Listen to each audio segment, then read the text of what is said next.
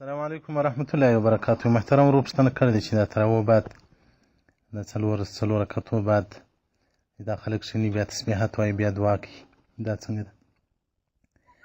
محترمه حاشیة التحتوي على المراحل په 1414 هغه په فصل في صلاة التراويح هغه وایي مستحب دا ده چې وروسته د 4 رکعتو بعد کښېني په اندازه د 4 رکعتو او دغه ډول وروسته له وترو کښېني، ځکه دا متوارث دی له سلفو څخه د پخوانو علما کرامو څخه دا ډول طریقه په میراث باندې راغلې ده.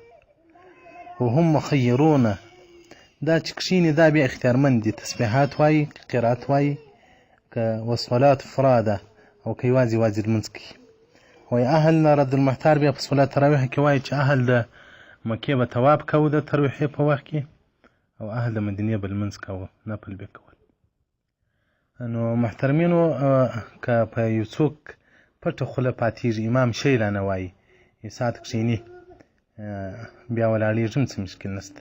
که یو څوک تسبیحات وایي بیا وروسته دعا کوي نو باید لاس سره پورته شي، ځکه امام بخاري رحمة الله علیه مبارک پیاره پلیادین په دعا کې مستقل باب ږدي په بخاري شریف کې. نو لاس پورته کول په دعا کې دا د دعا له آدابو څخه دي. نو داسې تشدد و اعتراضات پر خلکو مه کوئ.